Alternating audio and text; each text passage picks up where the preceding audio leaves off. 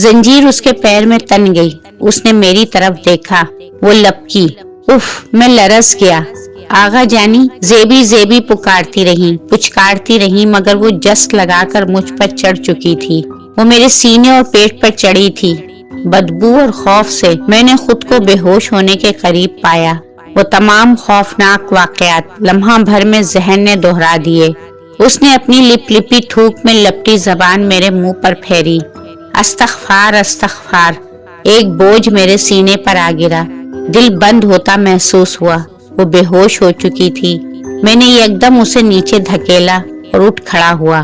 میری ٹانگوں میں جان نہیں تھی، سب کچھ سن ہو گیا۔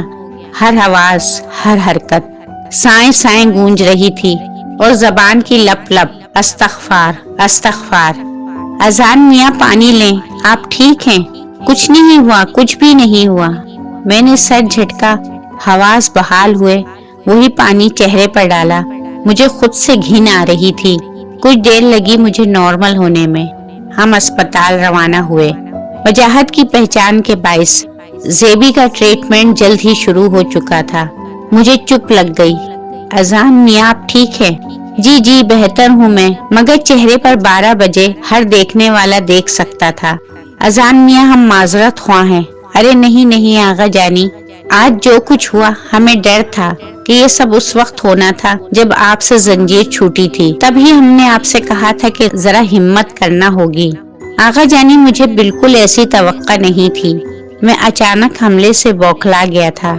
آغا جانی زیبا ٹھیک ہو گئی تھی تو پھر اب ان کی یہ حالت کیوں ہے؟ مجھے سوال کرنے کا جواز مل گیا۔ بیٹا زیبی کچھ ہی دنوں میں بالکل ٹھیک پہلے جیسی ہو گئی۔ آغا جان نے پراپرٹی ڈیلر سے کہہ کر حویلی اونے پونے میں فروخت کی اور ہم کراچی آ بسے۔ اللہ کے کرم سے یہاں چھوٹی سی پریس کی بنیاد رکھی اور اب کاروبار آپ کے سامنے ہے۔ وقت گزرتا گیا، بچے بڑے ہو گئے اور ہم یہ سب بھول بھال گئے، مگر آغا جان کبھی زیبی پر اسکار اور پانی کے چھینٹے دم کرنا نہیں بھولتے تھے۔ کام کے سلسلے میں آغا جان اکثر فیصل آباد جاتے آتے رہے اور اس حویلی کا چوکیدار ہمارا پرانا ملازم اکثر آغا جان سے مل کر ہماری خیر خیریت دریافت کرتا رہتا۔ ایک روز آغا جان کو پتہ نہیں کیا یاد آیا۔ آغا جان نے اس سے پوچھا کہ خیر دن وہ بلی یاد ہے؟ جی آغا صاحب، وہ سب بھلائے نہیں بھولتا۔ خیر دن تمہیں ڈر نہ لگا اس وقت؟ لگا تھا صاحب، مگر کیا کرتا، کہاں پھینک کر آئے؟ پھینکی نہیں صاحب، کوئی دیکھ لیتا تو پکڑا جاتا۔ بات کھلتی، میں نے وہ بوری گوروں کے قبرستان میں دبا دی۔ گورے پسند کرتے ہیں نا زندگی میں کتے بلی، میں نے انہیں مرنے کے بعد بھی بلی دے دی۔ آغا جان خوب ہنسے، مجھے بھی ہنسی آ گئی۔ زیبی کالج جانے لگی تھی۔ اتنے سال پتہ ہی نہیں لگے، بچے کب جوان ہوئے اور ہم بوڑھے۔ بچوں کے خواب پورے کرتے والدین خود کو یوں پسے پش ڈال دیتے ہیں کہ انہیں اندازہ ہی نہیں ہوتا کہ کمر کب جھک گئی۔ انہی دنوں ہمیں اندازہ ہوا کہ ہماری بھانجی وجاہت میں دلچسپی رکھتی ہے۔ زرنگار ہمیں بھی پسند تھی۔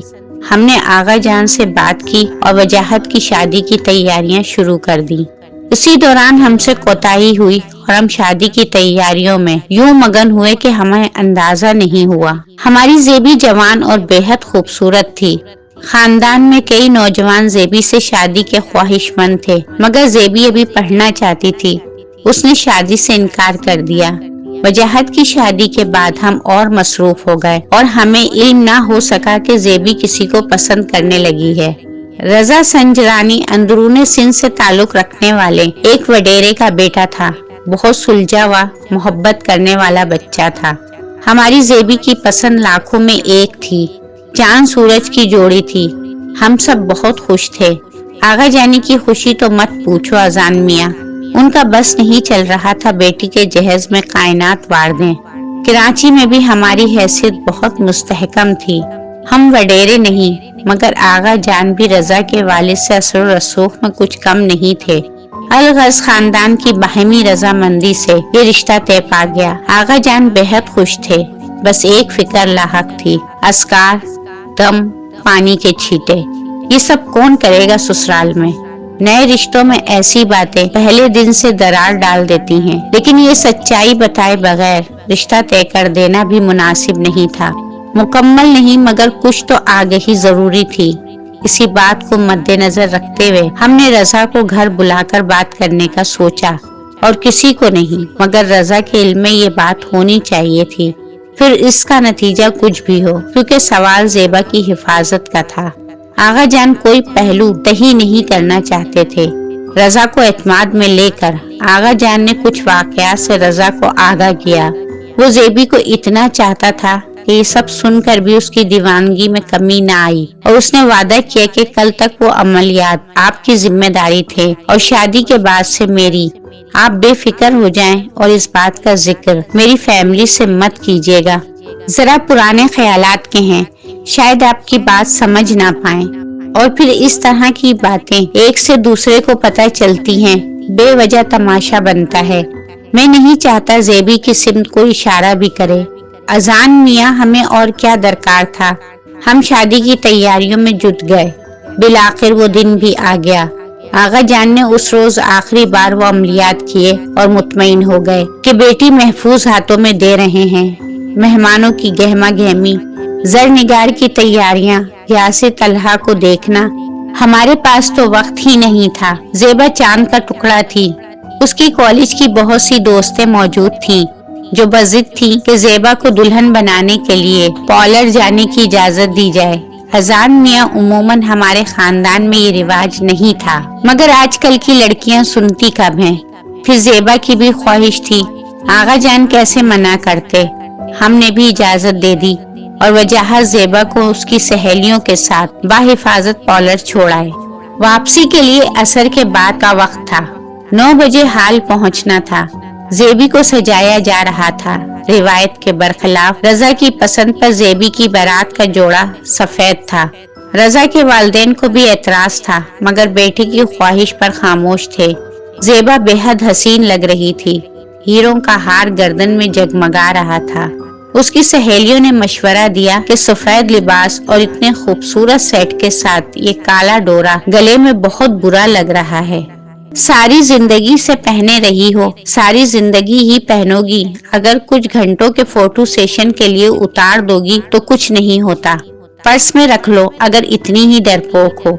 उफ तौबा, ज़ेबी इतना पढ़ लिख कर भी आज के दौर में इतनी तोहम परस्ती। दुनिया कहाँ से कहाँ निकल गई है और हमारे वालिदैन अभी तक डराते हैं, परफ्यूम ना लगाओ जिन आशिक हो जाएंगे। लड़कियां हंसने लगी। बस अजान मियाँ वो लम्हा, उस वक्त हम में से किसी को ज़ेबी के साथ होना था। उस एक लम्हे की गफलत ने सब बर्बाद कर दिया। उनकी बातों से मुतासिर होकर ज़ेबी ने सोचा कि कुछ घंटों की तो बात है और तावीज उतार कर क्लच में रख लिया।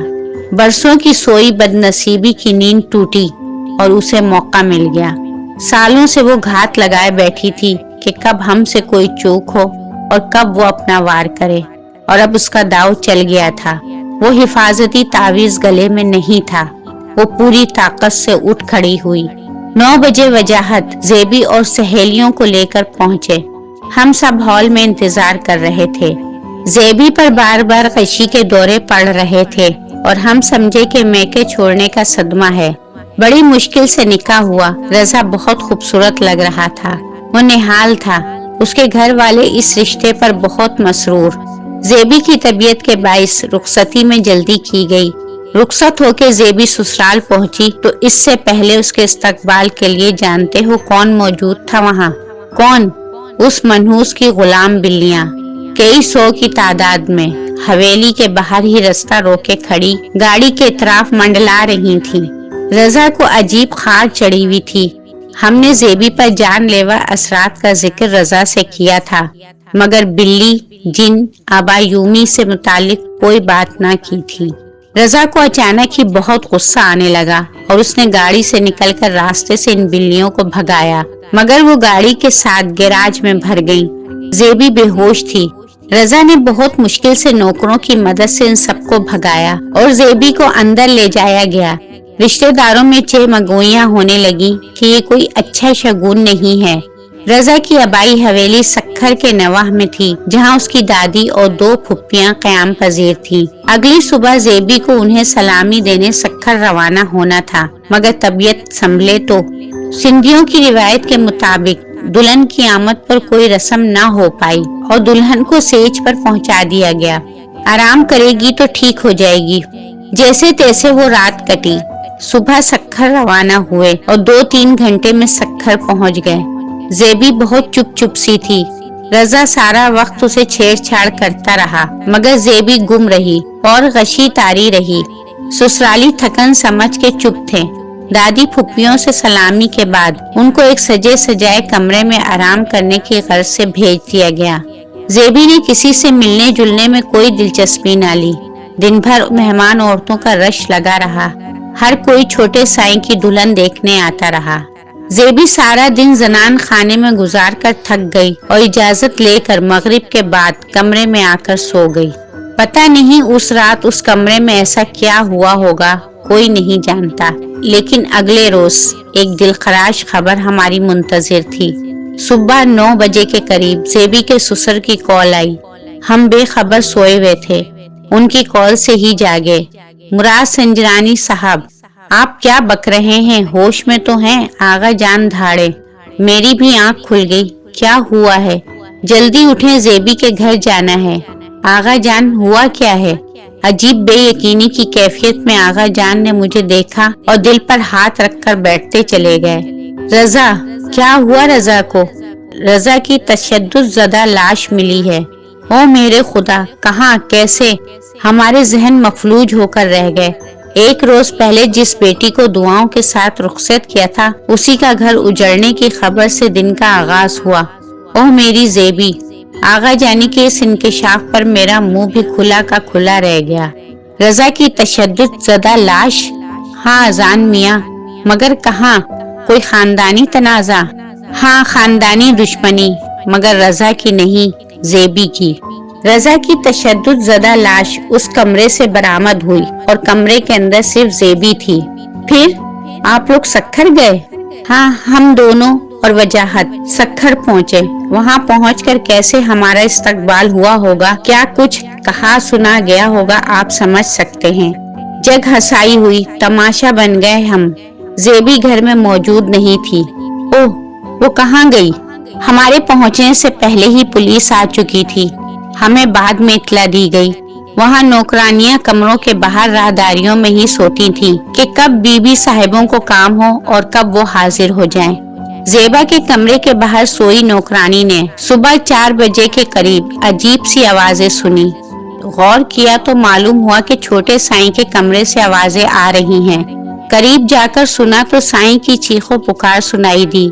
नौकरानी ने सुबह फजर के बाद ज़ेबा की सास को बताया। उन्होंने अपने शोहर को और वो रजा के कमरे की तरफ बढ़े। दरवाजा खुला था और रजा की उधड़ी हुई लाश के पैर में ज़ेबा का दुपट्टा बंधा था और वो पंखे से लटकी हुई थी। जगह जगह से उसके जिस्म से गोश्त गायब था। बेड के दूसरी तरफ ज़ेबी बैठी अपने खून में लथड़े हाथ चाट रही थी।